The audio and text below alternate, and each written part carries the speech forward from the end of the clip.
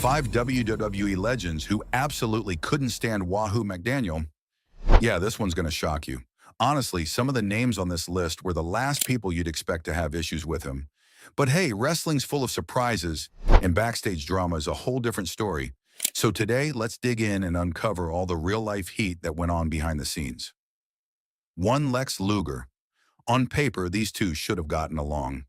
Both were strong, athletic, and respected names in the business. But according to Wahoo's widow, Karen McDaniel, the Native American wrestling legend had a genuine dislike for the total package. And once you look at how their paths crossed, it's not too hard to see why. Back in the mid to late 1980s, Lex Luger was the new shiny face of the business. The guy with the perfect physique, incredible looks, and all the marketing hype that came with being the next big thing.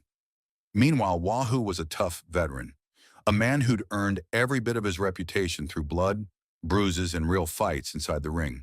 To Wahoo, wrestling wasn't about posing for cameras or looking good under the lights. It was about toughness, respect, and paying your dues the hard way. That's where the friction started. When Luger entered Jim Crockett Promotions and started getting a major push almost immediately, Wahoo reportedly didn't like how fast things were happening for him. He saw Luger as a guy who hadn't truly earned it yet. Luger had the body of a star, sure, but in Wahoo's eyes, he hadn't put in the miles on the road or gone through the same grind that old-school wrestlers did. Their personalities also clashed. Wahoo was old school to the core, direct, no nonsense, and a bit stubborn when it came to respecting the business.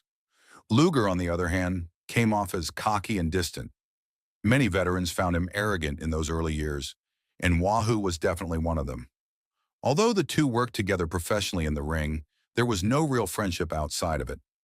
Karen McDaniel later confirmed that Wahoo's dislike for Luger wasn't about jealousy, it was about principle. He just didn't respect the way Luger carried himself or how easily success came his way. And that tension never really faded. Even years later, Wahoo never softened his opinion. For him, Lex Luger symbolized everything that was changing in wrestling. The shift from tough, gritty fighters to flashy, bodybuilder-style stars. And that was something Wahoo McDaniel just couldn't stand. 2. Johnny Valentine. If you know anything about Johnny Valentine and Wahoo McDaniel, you already know this one wasn't going to be friendly. These two were cut from the same rough, old-school cloth. Both hard-hitting, both proud, and both stubborn to the bone. But when two guys like that collide, it's not just wrestling anymore. It becomes personal. Johnny Valentine had a reputation that almost every wrestler in his era could confirm. He was stiff, meaning he hit hard, sometimes too hard. He didn't pull punches, he didn't fake slaps, and he didn't care if you were hurt afterward. As one source put it, Valentine stiffed first and asked never. He believed wrestling should look and feel real, and if that meant his opponent walked out with a few bruises or a few broken ribs, so be it. Now enter Wahoo McDaniel, who was just as tough and proud. A former football player turned wrestler, Wahoo wasn't the type to back down or take it easy either. He had his own hard-hitting style, and he expected the same from whoever stood across the ring from him. So when these two powerhouses locked up, fans weren't watching a performance, they were watching a real test of toughness. Their matches were brutal. You could hear the chops echo through the arena, and both men left the ring bleeding and bruised more often than not. But behind the scenes, it wasn't just competition, there was real tension brewing. Valentine reportedly didn't like Wahoo's attitude, thinking he was too proud and too full of himself. Meanwhile, Wahoo saw Valentine as someone who took things too far, almost trying to prove dominance rather than put on a show. The animosity showed in their matches. Every hit, every slap, every forearm felt personal. Valentine wasn't going to give an inch, and Wahoo sure wasn't going to take one. It became a battle of wills. Who was the tougher man, who could take more punishment, who could outlast the other? There was never a formal ending to their feud. It just faded as both men moved through different territories. But the memories of those matches, the brutal realism, the tension, the silent hatred, stuck with everyone who saw them. To this day, fans still talk about how you could feel the dislike between Wahoo McDaniel and Johnny Valentine in every single blow they threw. 3. Ric Flair. Wahoo McDaniel versus Ric Flair stands tall as one of the most iconic feuds of the Mid-Atlantic era. These two men went to war for over a decade, battling for pride, championships, and respect. And make no mistake, there was just as much real tension behind the curtain as there was inside the ring. In the 1970s and early 80s, both Wahoo and Flair were pillars of Jim Crockett Promotions, but they represented two very different worlds. Wahoo was the rugged, hard-hitting Native American hero who connected deeply with blue-collar fans. Flair, on the other hand, was the flashy, arrogant nature boy, all robes, limousines, and loud bragging. Their contrast made for incredible TV, but it also bred real-life friction between the two strong personalities. Their feud started when Flair was still proving himself in the Mid-Atlantic territory. Wahoo, already a big name, helped make Flair a star, but he didn't always enjoy doing it. Flair himself has admitted that Wahoo was tough on him early in his career, both physically and mentally. Wahoo didn't believe in going easy on anyone, especially someone like Flair, who he thought relied too much on charisma and not enough on toughness. Their matches were brutal classics, bloody, emotional, and incredibly physical. They traded the NWA Mid-Atlantic Heavyweight title and the United States Heavyweight title multiple times, each encounter feeling more personal than the last. Flair often played the arrogant heel, bragging about being the best, while Wahoo played the proud warrior, determined to shut him up. But what made this feud so fascinating was that it blurred the line between storyline and reality. Behind the scenes, Flair and Wahoo respected each other as competitors but clashed in personality. Flair was outgoing, wild, and loved the spotlight. Wahoo was old school, private, and had little patience for Flair's flashy lifestyle. Their locker room exchanges could get heated, especially when egos got involved, and in the wrestling world, that happened a lot. By the mid-1980s, their rivalry had become legendary. Even after Flair moved on to world title fame, he never forgot those early wars with Wahoo, and though the two eventually made peace, the respect between them came at a heavy cost, earned through years of bruises, blood, and battles that helped to shape both men's legacies. 4. Johnny Valentine. This wasn't your typical good guy versus bad guy story.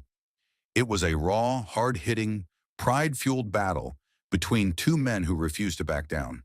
Their feuds stretched across territories like Texas and the Mid-Atlantic region, and every time they stepped into the ring together, fans knew they were about to witness a fight, not a performance.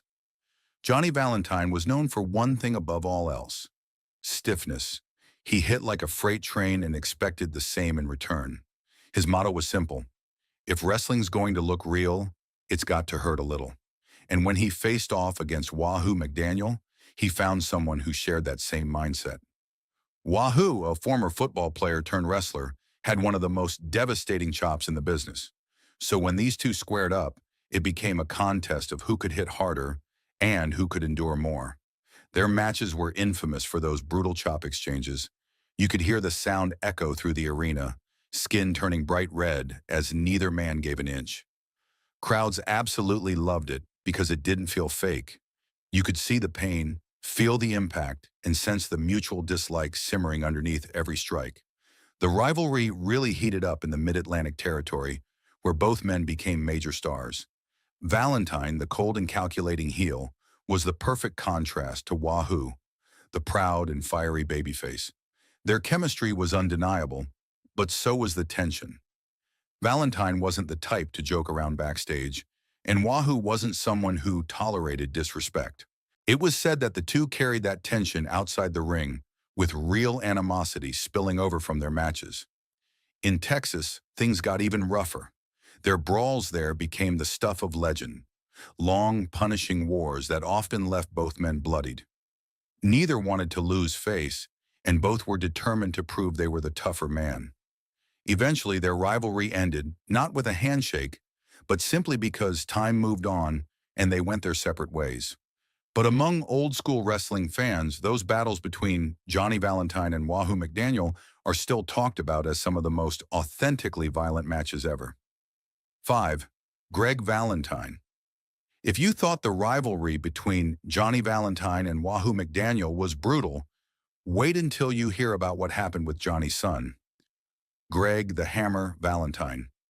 It was like history repeating itself, only this time, the feud got even more personal and violent. When Greg Valentine stepped into the wrestling spotlight in the 1970s, he was already carrying the weight of his father's name. Johnny Valentine had built a tough-as-nails reputation, and Greg followed right in his footsteps.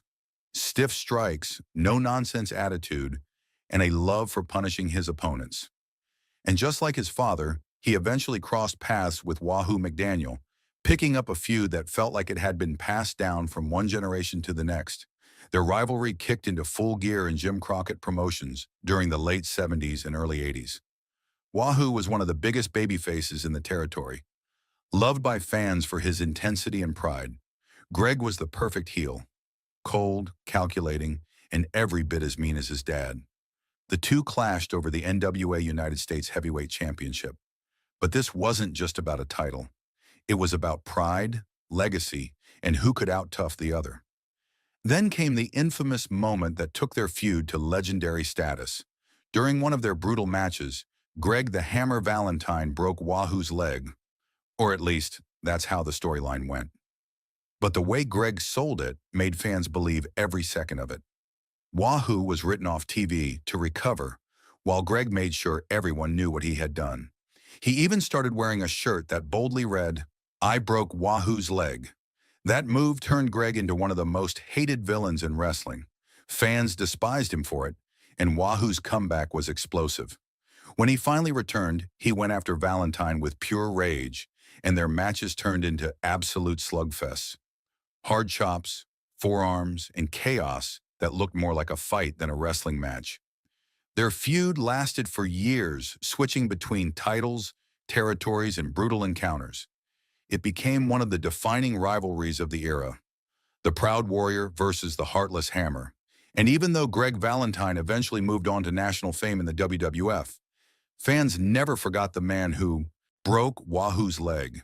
It was a feud that defined both their careers and proved that some rivalries really do run in the family. And that wraps up today's video. Don't forget to hit that like button, subscribe for more stories like this, and we'll catch you in the next one. Bye for now. All right, guys, today we're talking about 4 wrestlers that Jimmy absolutely couldn't stand, and the reasons are all over the place. From getting fired to some pretty wild backstage drama, this one's going to be crazy. So let's not waste any time and jump right into it. 1. Jerry Lawler. Jimmy Hart's rivalry with Jerry the King Lawler wasn't just another wrestling feud. It was the feud that launched Jimmy's entire career. Long before Hart became the mouth of the South and strutted around with megaphones in the WWF, he was in Memphis going head-to-head with the man who ruled the territory, Jerry Lawler. And this wasn't some friendly competition. This was personal, fiery, and downright chaotic. It all began in the late 1970s when Jimmy Hart was still trying to make a name for himself. Back then, Lawler was the face of Memphis wrestling, the local hero, the man fans adored.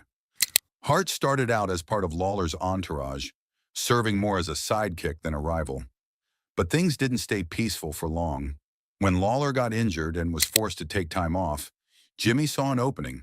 He turned on Lawler and began building his own army of wrestlers, calling them the First Family. Their entire mission?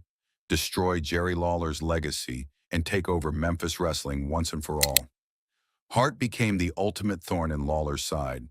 Every week on Memphis TV, Hart would bring out a new challenger. Austin Idol, Ken Patera, King Kong Bundy, whoever he could find. All with one goal: humiliate the King. The feud quickly became the heartbeat of the Memphis territory. Fans would tune in week after week just to see if Lawler could finally get his hands on Hart or one of his goons. But what made this rivalry truly special was how real it felt.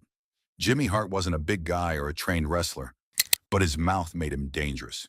He'd insult Lawler relentlessly, shouting over the crowd, waving his arms, and taunting him like a gnat that wouldn't go away.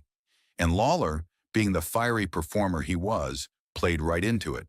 Their chemistry was off the charts. Jimmy was the perfect cowardly villain, and Lawler was the perfect hero. One of the most famous moments came when Lawler gave Hart his now iconic nickname, the Wimp. During a heated segment, Lawler mockingly called him Jimmy the Wimp Hart, and the crowd exploded with laughter. Instead of getting rid of it, Hart leaned into it, using the insult to make fans hate him even more. It was classic wrestling storytelling, and it worked perfectly. The rivalry stretched for years. Even when Lawler and Hart weren't directly feuding, their paths would cross again and again. Hart's first family constantly interfered in Lawler's matches, throwing fireballs, attacking him backstage, and causing chaos. The fans couldn't wait to see Lawler finally get revenge, and when he did, the arena would erupt like a volcano. 2. Andy Kaufman. Andy Kaufman wasn't your typical wrestler. He was a Hollywood comedian, best known for his quirky roles on TV shows like Taxi and his strange, unpredictable humor. But Andy loved wrestling, not just as entertainment, but as an art form. He saw it as a stage where reality and fiction could collide. So when he reached out to promoters around the country offering to do a wrestling angle, most of them laughed him off. But in Memphis, Jerry Lawler and Jimmy Hart saw potential. This wasn't just a celebrity cameo. This was a chance to create something unforgettable. Jimmy Hart was managing in Memphis at the time, already making waves with his first family stable. When Kaufman came into the picture, Hart quickly jumped on board, seeing an opportunity to bring even more attention to the Memphis territory. Kaufman started performing an act where he declared himself the intergender wrestling champion, challenging women from the audience to wrestle him.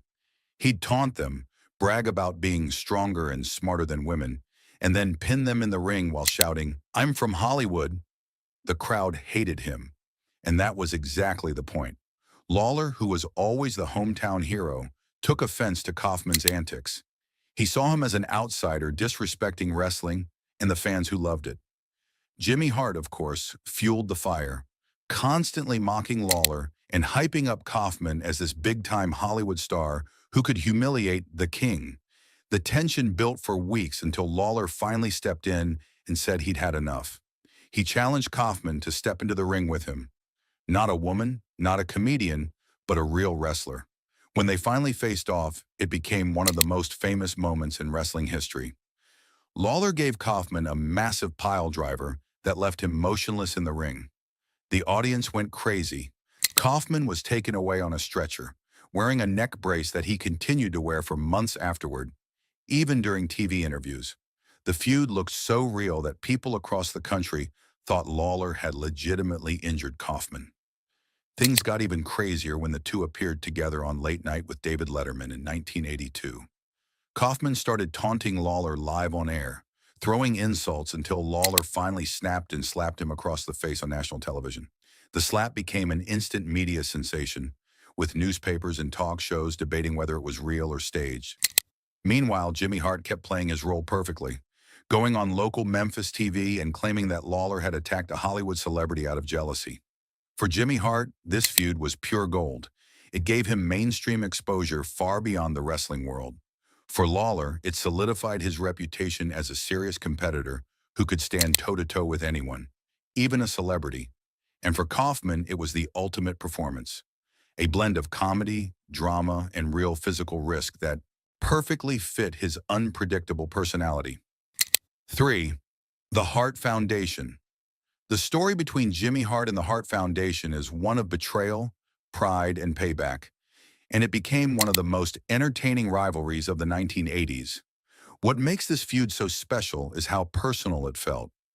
Jimmy Hart wasn't just managing another tag team, he helped create the Hart Foundation.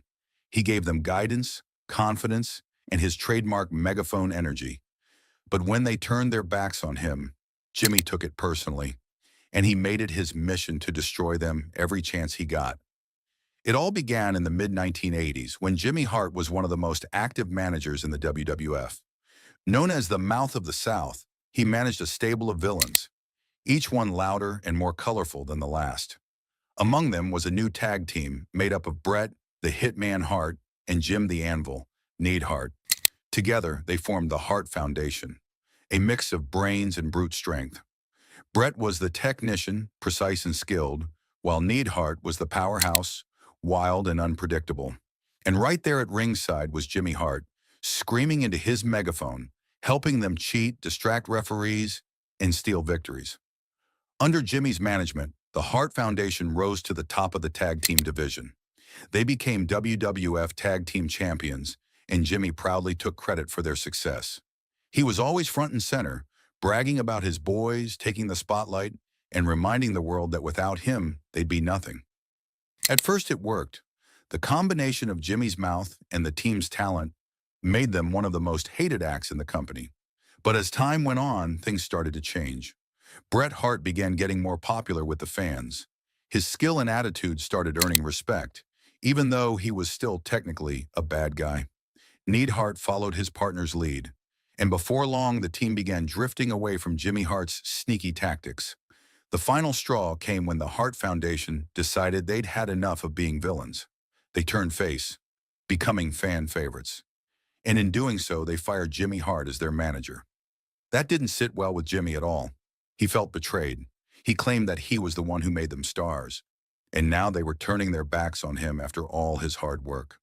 From that moment on, the feud was on. Jimmy swore revenge, and he did it in the most Jimmy Hart way possible, by managing every single tag team that challenged the Hart Foundation. He brought in teams like the Honky Tonk Man and Greg the Hammer Valentine, the Fabulous Rougeaus, and the Nasty Boys, all in hopes of taking the tag titles away from Bret and Neidhart. Each time the Hart Foundation defended their titles, there was Jimmy Hart in the corner of the opposing team, yelling through his megaphone, causing distractions, and doing whatever he could to cost his former team the gold. This ongoing war lasted for years and became one of the most consistent storylines in WWF's tag team division. Every time Jimmy showed up with a new team, fans knew what his real motivation was. He wasn't managing them out of loyalty or belief. He was managing them to hurt the Hart Foundation. It was revenge, plain and simple. In the end, the Hart Foundation outlasted most of Jimmy's teams and solidified themselves as one of the greatest tag teams of all time.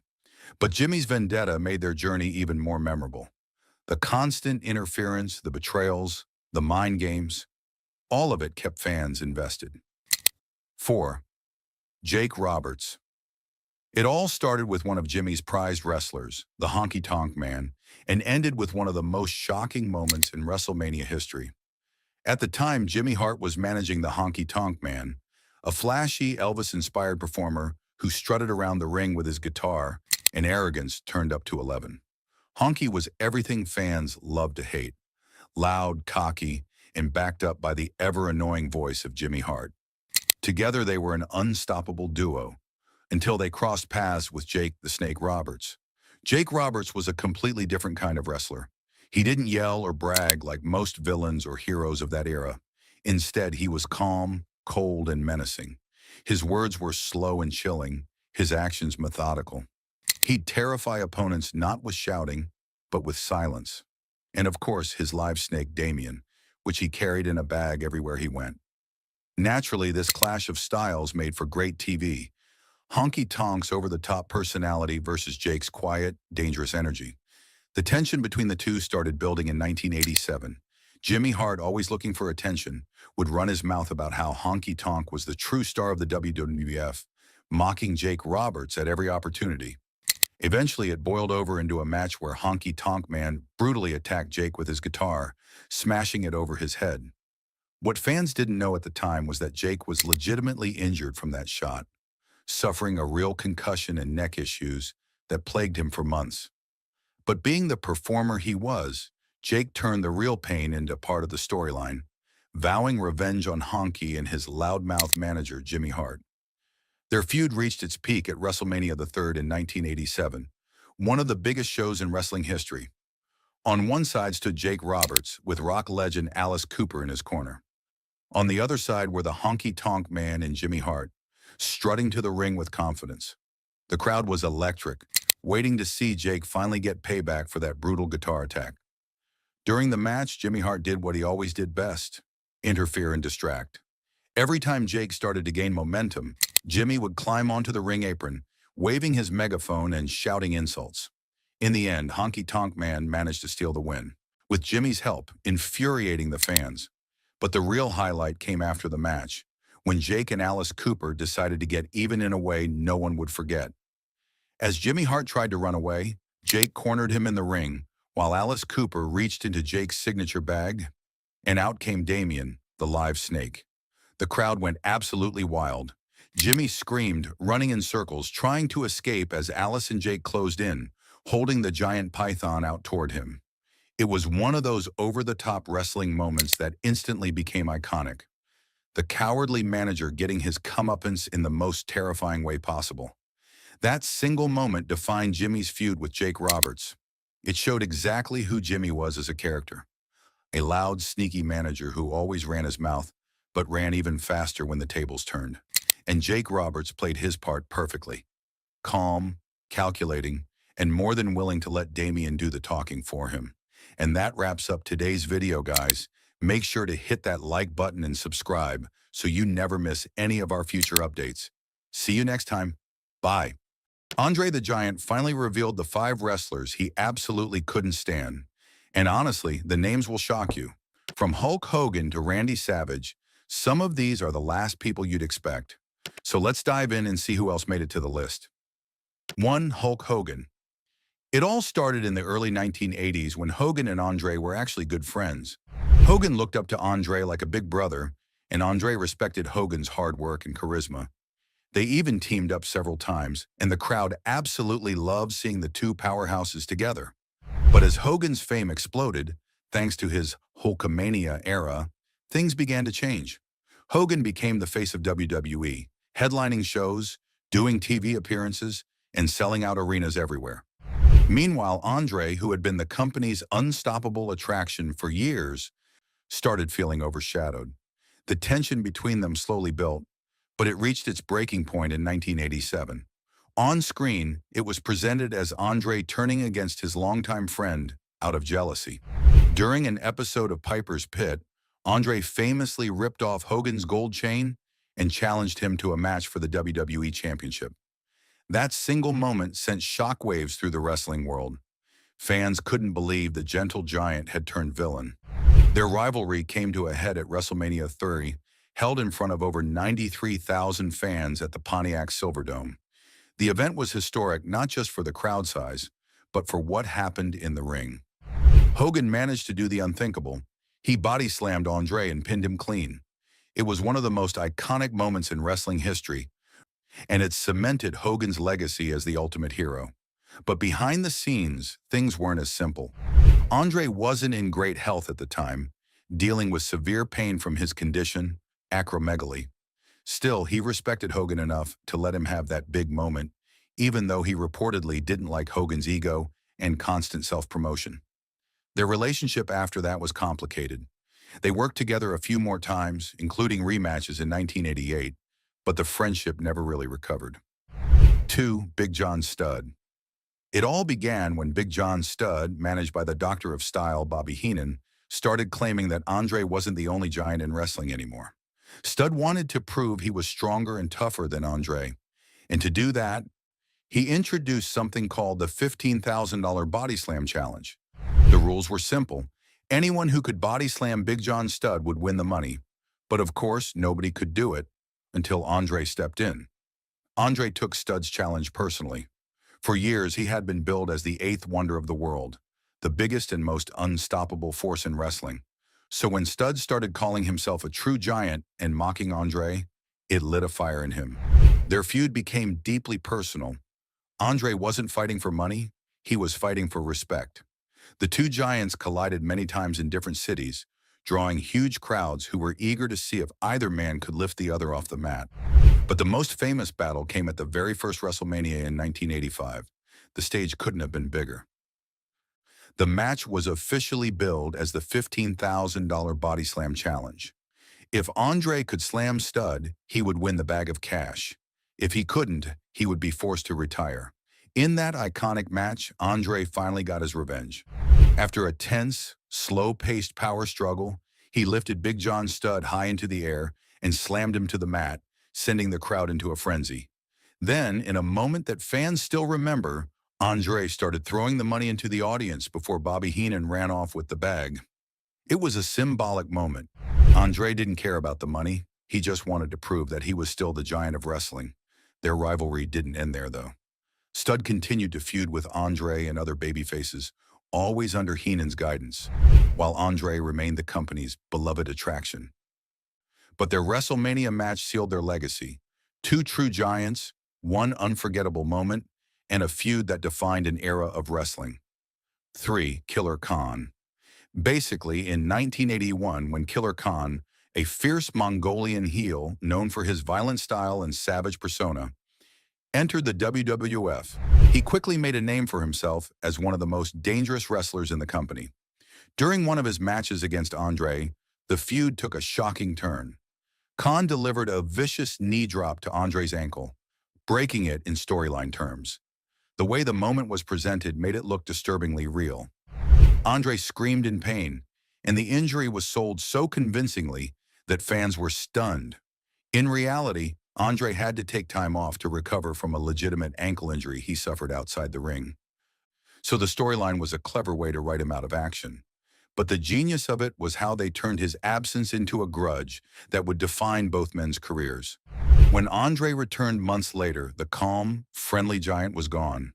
What came back was an angry, vengeful monster. Andre was out for blood.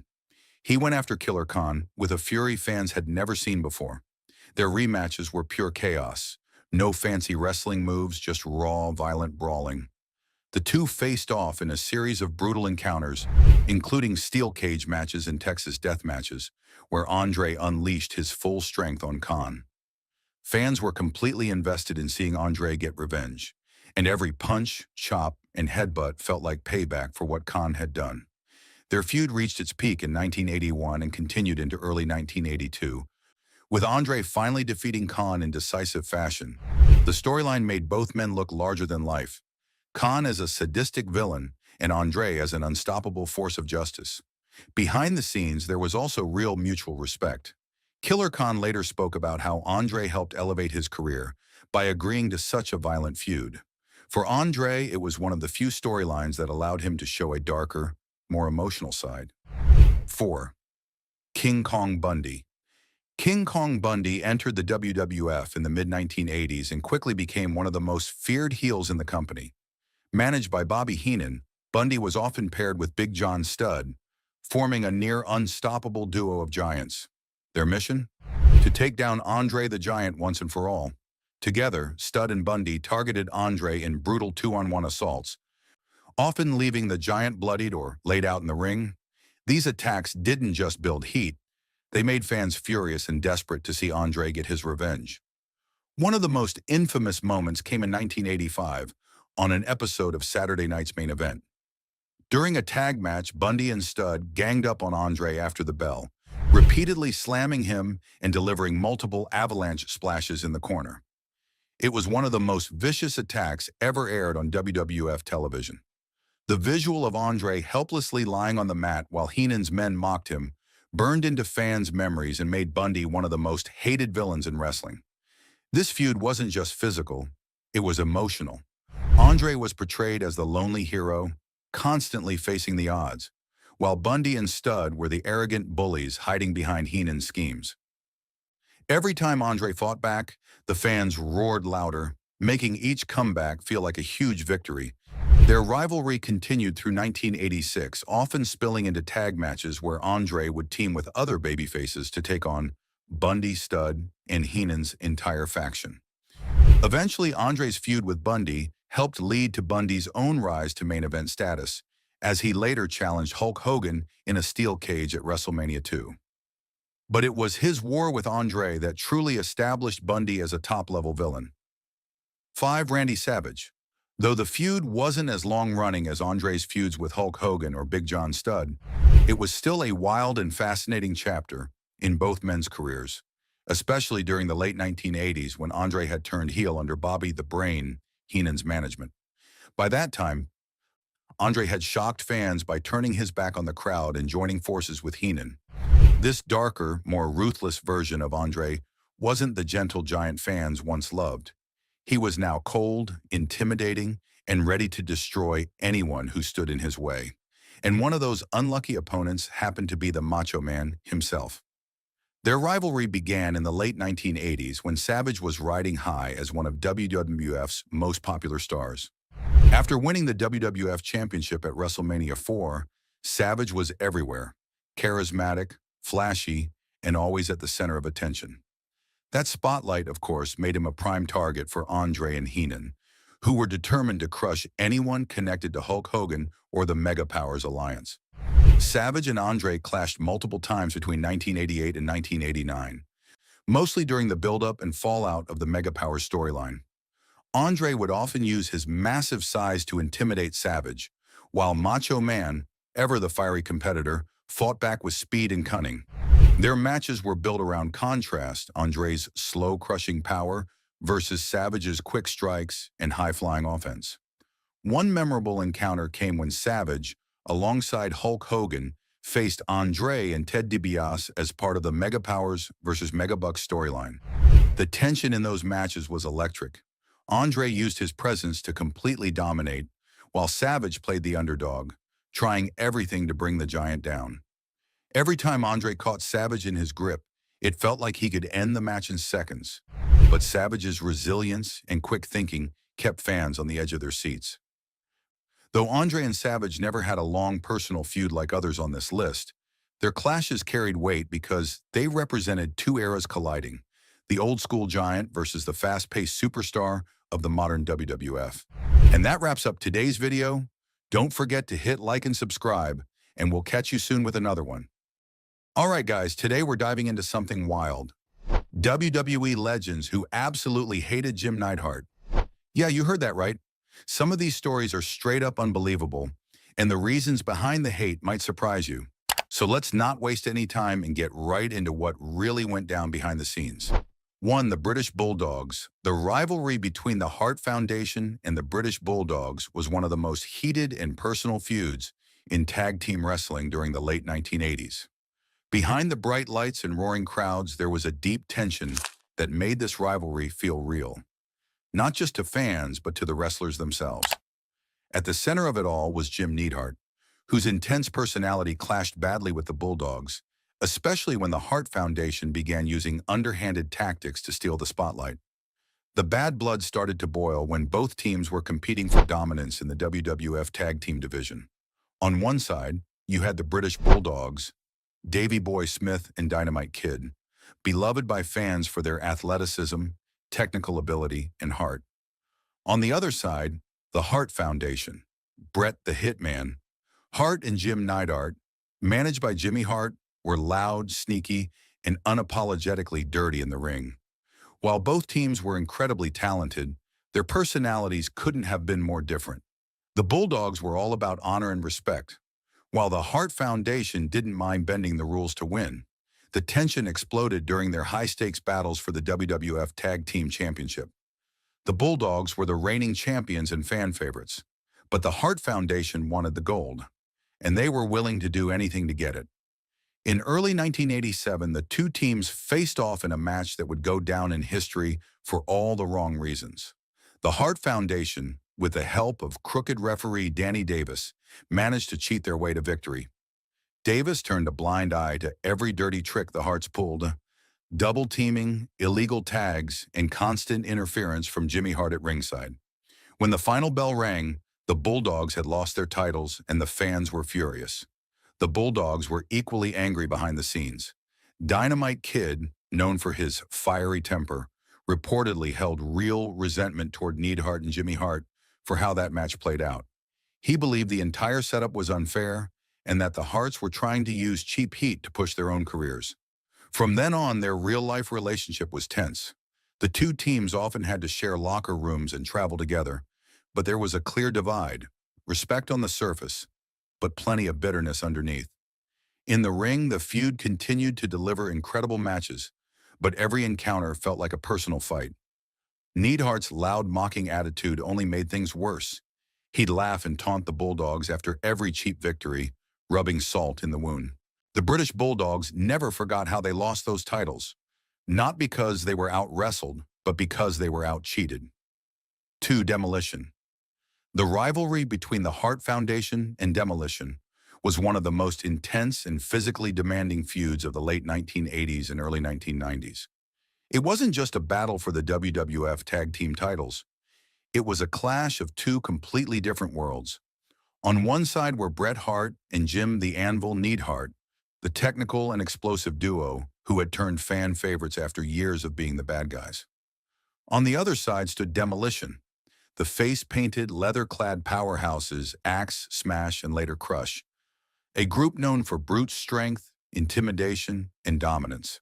When these two teams collided, it wasn't about respect or sportsmanship. It was about pride, toughness, and proving who truly ruled the tag team division. By the time their feud began, Demolition had built an unstoppable reputation. They'd crushed every tag team that stood in their way and had become one of the most dominant duos in WWF history. Jim Neidhart, being one of the strongest men on the roster, took their dominance personally. He hated how Demolition's power and reputation overshadowed the Hart Foundation's technical brilliance. To him, Demolition represented everything he despised: arrogance without skill. Bret Hart, more calm and strategic, was the perfect counterbalance to Neidhart's fiery attitude. But even he couldn't deny that beating Demolition had become an obsession for both of them. The hatred between the two teams grew as they traded words and attacks in the months leading up to SummerSlam 1990. Demolition's sneaky tactics and use of the third man crush to gain unfair advantages only fueled the tension. Every time the Hart Foundation came close to victory, Demolition would pull something underhanded, switching members mid-match, hiding behind masks, or using cheap distractions to retain their titles. Neidhart, never one to hold back, often exploded in anger after these matches, going after all three members and forcing referees and officials to separate them. By the time SummerSlam rolled around, the rivalry had reached its boiling point. The match was set as a 2 out of 3 falls contest, the perfect setup to finally settle things once and for all. The Hart Foundation came into that match determined to prove they were not just great wrestlers, but the toughest tag team in the business. Neidhart, in particular, was laser-focused. He saw this as a chance to humiliate Demolition on the biggest stage possible. The match itself was brutal. Every fall was filled with chaos. Power moves, double teams, and constant interference from Crush, who tried to help his partners steal another win. But this time, the tables turned. The Legion of Doom, who had their own issues with Demolition, came out and stopped Crush from cheating again. With the odds finally even, Bret and Neidhart seized the moment. Neidhart used his trademark explosive energy to clear the ring, and Bret hit the final pin to win the second fall and the match. When the bell rang, the crowd erupted. The Hart Foundation had done it. They had finally dethroned Demolition and regained the WWF Tag Team titles. But for Neidhart, this wasn't just about victory. It was personal satisfaction, a chance to silence the team he'd grown to despise. For years, Demolition had been portrayed as unbeatable, but the Hart Foundation proved that skill, teamwork, and heart could overcome even the most dominant force. Behind the scenes, there was mutual respect among the teams, but the competitive tension was real. Neidhart's loud personality often clashed with Demolition's intensity, and every match between them felt like a real fight. The rivalry pushed both teams to their limits and produced some of the best tag team matches of the era. 3. The Fabulous Rougeau Brothers. The feud between the Hart Foundation and the Fabulous Rougeau Brothers was as personal as it gets, a rivalry born out of betrayal, bruised egos, and bitter payback.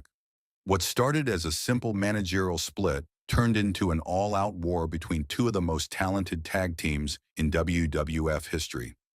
At the heart of it all was Jim the Anvil Neidhart's fiery temper and his former manager, Jimmy Hart, who wasn't about to forgive or forget being kicked to the curb. It all began when the Hart Foundation, Bret Hart and Jim Neidhart, decided to part ways with their loud, scheming manager, Jimmy, the Mouth of the South Hart. For years, Jimmy had been the brains behind their success. He guided them to championship gold and helped them become one of the top heel teams in the WWF. But when Bret and Neidhart started to become fan favorites, they no longer needed Jimmy's sneaky tactics or interference. They wanted to win clean and earn the fans' respect. So they fired him. That decision didn't sit well with Jimmy Hart. Known for his grudge-holding nature, Jimmy saw the Hart Foundation's move as a betrayal. He claimed he made them stars, and now they were turning their backs on him. And Jimmy wasn't the type to let something like that slide. Within weeks, he found his new clients, the Fabulous Rougeau Brothers. Jacques and Raymond Rougeau, and turned them into his personal revenge weapon. The Rougeaus were a flashy, smiling tag team from Canada, always pretending to be nice and polite. But underneath that fake charm was arrogance. With Jimmy Hart managing them, they leaned into that smug attitude, constantly mocking the Hart Foundation and bragging about being Jimmy's real favorite team. They'd go on interviews saying things like, "The Hart Foundation needed Jimmy to make them great, but we're already perfect." Every promo was designed to get under Neidhart's skin, and it worked every single time. The tension exploded whenever they met in the ring. Jimmy Hart would strut around ringside with his trademark megaphone, screaming directions to the Rougeau and taunting Neidhart nonstop. Meanwhile, the Rougeau brothers would use every dirty trick in the book. Distractions, cheap shots, double teams, all with Jimmy cheering them on. The Hart Foundation, especially Neidhart, took every bit of it personally. He wasn't just fighting for wins anymore. He was fighting to shut Jimmy up once and for all. One of the most memorable things about this feud was how real the hatred felt. The constant insults, the mocking interviews, and the back-and-forth matches made fans believe these teams genuinely despised each other. Even backstage, there were reports of legitimate tension. The Rougeau had a reputation for being cocky, and Neidhart's short fuse meant things sometimes got heated beyond the scripted storyline. The mix of real and fake anger made the feud even more explosive. In the ring, their matches were fast-paced and full of emotion.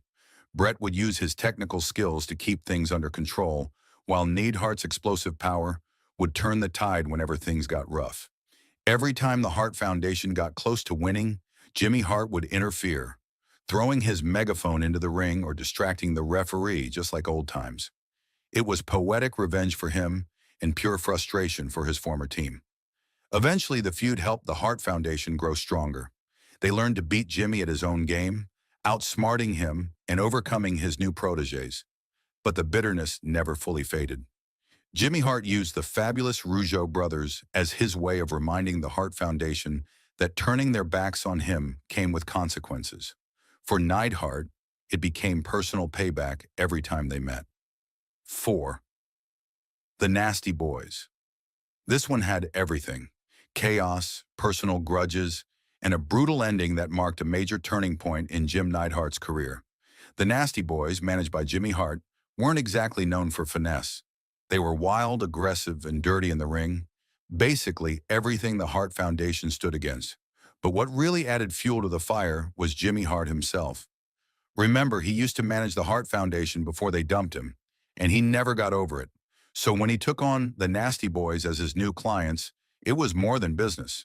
It was payback. The tension kept building until it all came to a head at WrestleMania 7 in 1991. The Hart Foundation were the reigning tag team champions, loved by the fans and respected for their skill and teamwork. But Jimmy Hart had a plan. The Nasty Boys brought their signature chaos into the match: cheap shots, referee distractions, and brutal double teaming. Every time Neidhart or Bret started to gain momentum, Jimmy would interfere, shouting orders and causing confusion. In the end, that interference made the difference. The Nasty Boys pulled off the upset and ended the Hart Foundation's second tag team title reign in shocking fashion. For fans, it was a bitter moment. For Jimmy Hart, it was sweet revenge. You could almost feel how personal it was. This wasn't just about titles. It was about betrayal and payback. That loss didn't just close a chapter, it started a new one. Bret Hart soon moved into singles competition, eventually becoming one of the greatest wrestlers of all time. But for Jim Neidhart, the defeat left a sting. He'd been part of one of the best tag teams ever, only to see it all slip away at the hands of two brawlers and a former friend turned enemy. 5. Strikeforce. The feud kicked off when Strikeforce started calling out the champions for constantly cheating their way to victory. That alone ticked off Neidhart. He was known for his short temper and rough style, and the idea that these pretty boys thought they could take his gold felt insulting. Their clashes in the ring were intense. Neidhart's raw power and aggression against the speed and precision of Martel and Santana. The chemistry between both teams was electric, but the tension behind the scenes made it even more heated. The Hart Foundation didn't like how Strikeforce quickly rose to popularity. while Neidhart saw them as just another pair of guys trying to steal his spotlight. Everything came to a head in November 1987, when Strikeforce finally got their big title shot. The match was pure chaos. Bret and Neidhart used every trick in the book, while Martel and Santana refused to back down. In a dramatic finish, Santana locked Bret in the figure-4 leg lock, forcing him to submit and ending the Hart Foundation's title reign. The crowd exploded, but for Neidhart, it was pure humiliation. Losing to a team he didn't respect cut deep. After the match, Neidhart's resentment only grew. To him, Strikeforce represented everything wrong with wrestling at that time: smiling faces, fan cheers, and a clean image that clashed with his rough, old-school mindset. The hatred between Neidhart and Strikeforce didn't fade quickly, it lingered. And that's it for today's video. Don't forget to hit like, subscribe, and stay tuned for more. We'll see you soon. Bye. 10 WWE legends who absolutely hated Demolition. And the reasons are just wild. From shocking betrayals to real-life injuries, these stories have everything. So let's dive in and see what really went down. 1. Strikeforce. The rivalry between Demolition and Strikeforce was one of the most defining tag team feuds of the late 1980s, marking the moment when the unstoppable rise of Demolition truly began. Strikeforce, made up of Tito Santana and Rick Martel, were everything fans loved about tag team wrestling: athletic, flashy, and incredibly skilled. Demolition, on the other hand, were their complete opposites: dark, intimidating, and brutal, with their face paint, black leather gear, and destructive style. When these two teams collided, it was pure chaos and storytelling at its best. Their feud started in late 1987, when Demolition, Axe, and Smash were beginning to dominate the WWF Tag Team division. Managed by Mr. Fuji, they had already established themselves as a dangerous duo, destroying almost every team that stood in their way. Strikeforce, meanwhile, were the reigning tag team champions after defeating the Hart Foundation. They were popular, energetic, and carried themselves as fighting champions. Naturally, that made them the perfect targets for Demolition. The rivalry built over several months, with Demolition constantly ambushing Strikeforce and showing no respect for the rules. Strikeforce relied on teamwork, speed, and technical skill, while Demolition used raw power and intimidation. The tension reached its peak at WrestleMania 4 in March 1988, where Demolition challenged Strikeforce for the WWF Tag Team Championship. That match ended up being one of the most memorable moments in tag team wrestling history. During the bout, Demolition used their typical brutal tactics, isolating Rick Martel and wearing him down.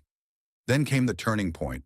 While the referee was distracted, Mr. Fuji handed Axe his steel mask, which he used to knock Martel out cold. Smash then pinned Santana to win the belts, giving Demolition their first WWF Tag Team Championship. To explain Martel's absence afterward, the storyline claimed he suffered a serious neck injury from that masked shot, taking him out of action for months. When Martel finally returned, he was noticeably colder and more frustrated, which later played into his heel turn in the breakup of Strikeforce. In a way, Demolition didn't just take their titles, they broke the team's bond. 2. The Powers of Pain. It started in 1988, when the Powers of Pain, the Warlord and the Barbarian, made their debut. They were massive, sculpted powerhouses, very similar to Demolition in look and style. Naturally, comparisons started flying immediately. The WWF didn't waste time capitalizing on it either. They began teasing a dream clash between the two dominant duos, and fans were excited to see who the true kings of the tag team division were. At the time, Demolition, Axe, and Smash were still heels managed by Mr. Fuji. But something strange started happening. The crowd began cheering for Demolition despite their villainous image. They were just too cool, too intimidating, and too entertaining to boo. Meanwhile, the Powers of Pain were brought in as babyfaces, the supposed good guys who would challenge Demolition's dominance. Their first few encounters were intense, built around mutual respect but growing tension. Both teams were evenly matched, and fans could sense that something was about to explode. That explosion came at Survivor Series 1988. During the big tag team elimination match, the shocking twist happened. Mr. Fuji suddenly betrayed Demolition, tripping Smash and costing them the match. Then, in a shocking move, Fuji aligned himself with the powers of pain, turning them heel and leaving Demolition as stunned as everyone watching. That betrayal completely flipped the dynamic. Demolition were now the fan favorites, and the powers of pain, under Fuji's guidance, became the villains. What followed were months of brutal matches, hard-hitting brawls, steel cage fights, and wild tag team showdowns. The feud carried through WrestleMania 5, where Demolition defended their titles successfully against the Powers of Pain and Fuji in a handicap match, finally getting their revenge. 3. The Brain Busters. The feud began in 1989 when the Brain Busters made their way to the WWF after leaving the NWA, where they had already built a reputation as one of the best technical tag teams in the world. They immediately targeted Demolition, who at that point had been the WWF Tag Team Champions for over a year, a record-breaking reign that seemed unbeatable. Demolition had steamrolled through everyone, but Anderson and Blanchard were a different kind of threat. They weren't going to out-muscle Demolition. They were going to outsmart them. With Heenan in their corner, the Brainbusters used every trick in the book, distractions, quick tags, and well-timed double teams, to frustrate Demolition. Their matches were a masterclass in storytelling. Demolition's brute strength constantly clashing with the Brainbusters' technical brilliance. Fans loved the dynamic because it was so different from Demolition's usual feuds against other big men. The turning point came on Saturday night's main event in July 1989, when the Brainbusters finally defeated Demolition to capture the WWF Tag Team Championships. Of course, the victory didn't come clean. Heenan's interference and Anderson's perfectly timed tactics helped seal the win. That loss ended Demolition's historic 478-day title reign, a record that stood as one of the longest in WWE history for decades. After losing the belts, Demolition went on a mission for revenge.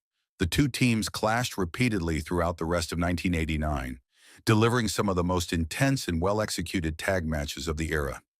Each encounter felt like a chess match. Strength versus strategy, chaos versus control. Their rivalry finally wound down after Demolition regained momentum, and the Brainbusters eventually left the WWF. Still, the feud left a lasting mark. It proved that Demolition could hold their own against even the most technical teams, and showed that the Brainbusters, though smaller in size, were absolute masters of their craft. 4. The Colossal Connection. What made this rivalry stand out wasn't just the size and strength of the men involved, but also the emotional weight behind it, especially with Andre the Giant nearing the end of his in-ring career. The Colossal Connection was a new powerhouse team formed in late 1989, consisting of Andre the Giant and Haku, both members of Bobby the Brain, Heenan's infamous Heenan family. Heenan's goal was clear.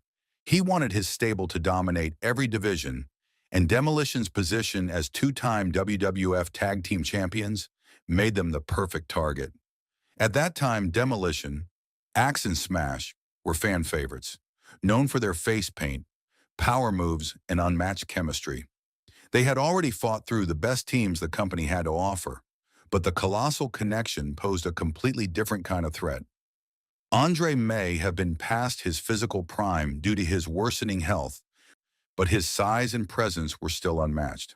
Haku, meanwhile, was one of the toughest men in the business, known for his raw strength and fighting ability. Together, they became a dangerous combination of brute force and experience. With Heenan pulling the strings at ringside, they immediately became a nightmare for Demolition. Their rivalry built quickly toward the end of 1989. On December 30th, during a TV taping for Saturday night's main event, the Colossal Connection defeated Demolition to capture the WWF Tag Team titles. The match saw Andre and Haku take advantage of constant distractions and Heenan's interference, leaving Demolition furious and determined to get their gold back. That set the stage for WrestleMania 6 in April 1990, the big rematch and one of the most emotional moments of the entire feud. In front of a massive crowd in Toronto's Sky Dome, Demolition faced the Colossal Connection for the championships. This time the roles reversed. It was Andre who became the weak link. Demolition used smart teamwork to isolate Haku, eventually hitting their signature demolition decapitation to reclaim the titles and become three-time WWF Tag Team Champions. After the match, Heenan lost his temper and publicly berated Andre for the loss. In a moment that shocked everyone, Andre finally turned on Heenan, ending his long partnership with the villainous manager. That marked the official end of both the Colossal Connection and Andre's full-time wrestling career. 5. The Legion of Doom. To understand how it all built up, it's important to know that Demolition was heavily inspired by the Road Warriors, who later became the Legion of Doom in WWF. Axe and Smash were essentially the WWF's answer to Hawk and Animal, a tough, unstoppable, face-painted duo that filled the void when the original team wasn't part of the company. But when the Legion of Doom officially signed with WWF in the summer of 1990, the comparisons turned into confrontation. Suddenly, there wasn't room for two powerhouse tag teams that looked and acted so much alike. At this point, Demolition had started showing a darker side. Axe's health issues were becoming noticeable, so WWF brought in Crush as a third member, turning the team into a trio that could rotate depending on who was available. However, this addition also signaled the beginning of their heel turn. Fans began cheering more for the Legion of Doom, whose genuine dominance and charisma made them instant favorites.